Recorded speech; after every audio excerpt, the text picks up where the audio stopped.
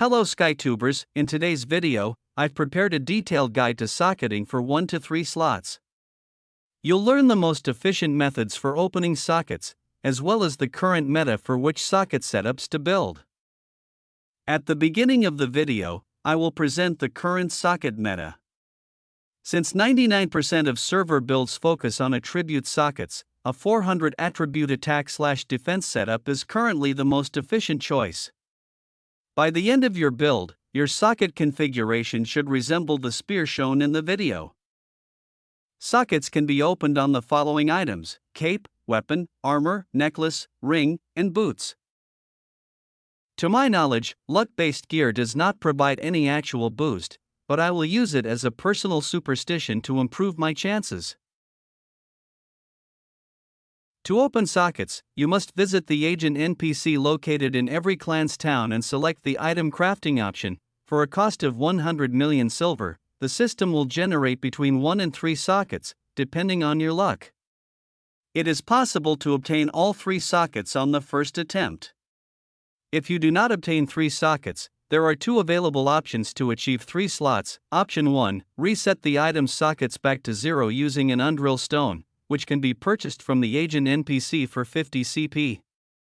After acquiring the stone, return to the undrill section to close the existing number of sockets.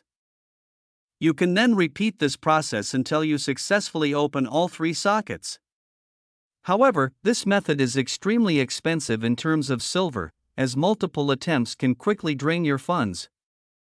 Since silver is one of the main in-game currencies, we will now proceed to the second option for obtaining 3 sockets. For second option we will use CP, and at the same NPC and trading section you can find X craft scrolls. This scroll, which cost 50 CP each, has a chance to open sockets, so starting from second socket we will use them. From my experience, maximum CP which I spent to open 3X sockets was 1000 CP, so 20 scrolls. In the eCraft section of the same NPC, you can initiate the socket opening process for your item. This feature is also governed by RNG, meaning the outcome is never guaranteed and can vary with each attempt. As demonstrated, I have prepared and stacked several scrolls in advance, as I prefer to make multiple attempts in a single session rather than proceeding one by one. While this method does not affect the success rate, it allows for a faster and more streamlined enhancement process. Starting from the 4th socket, including the 5th, the success rates become extremely low for free-to-play players. To date, I have not heard of anyone successfully opening these sockets through standard means. For the 4th and 5th sockets, an absolute drill is required, which drops from GC boxes and guarantees a 100% success rate when opening a socket. That said, having 3 sockets is already very efficient and will remain highly effective even in future content. Now that the sockets have been opened, the next step is to equip them. This process requires diamonds. Diamonds can be obtained through PVM activities, as they drop from killing monsters on any map. With a single character, you can typically acquire 2 to 5 diamonds per day, depending on your farming time and luck. As a second option, diamonds can also be obtained from GC boxes, which may contain diamond bags as a drop. At the same NPC, in the Equip Gems section, you can socket the diamonds into your item. The pattern I recommend is the following. In the first instance, focus on equipping all available sockets using the basic diamond option before proceeding with any further enhancements.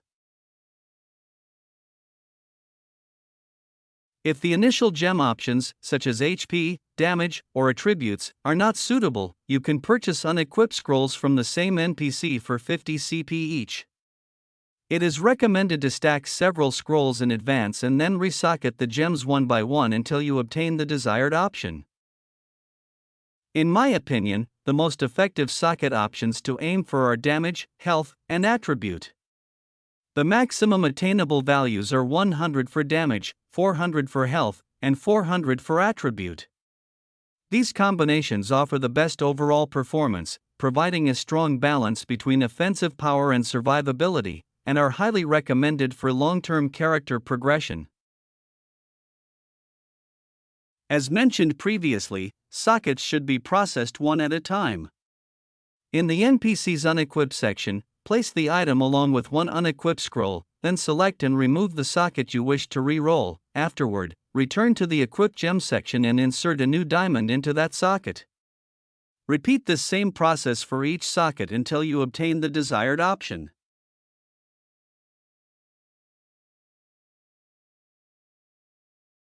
My recommendation is to stockpile a large number of diamonds along with an equal number of unequipped scrolls.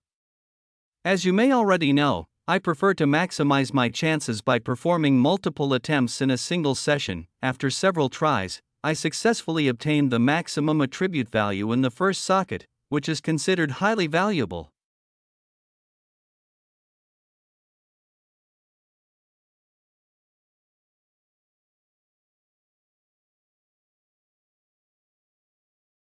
With socket 1 completed, we proceed to socket 2 using the same method as before, applying each attempt one by one. As previously mentioned, even if you obtain a lower grade version of your desired option, my recommendation is to first secure the desired option on all 3 sockets. Once all 3 sockets have the correct type of stat, you can return to the NPC and begin upgrading them further to achieve higher values, again proceeding one socket at a time. As shown, I obtained 100 attribute, which I will keep for the time being, and I will now proceed to socket 3. Basic information: please note that all socket options are determined by RNG. Due to the wide variety of possible outcomes, obtaining a high-grade option can be quite challenging. Based on my personal experience, it has taken up to 50 diamonds to successfully roll a 400 attribute option on a single socket. Overall, for fully optimizing your entire equipment set in Cape, I would estimate that approximately 300 diamonds, along with a similar number of unequipped scrolls, should be sufficient. I hope you found this video useful and were able to learn a few tips that may help improve your gameplay. Thank you for watching, and see you next time.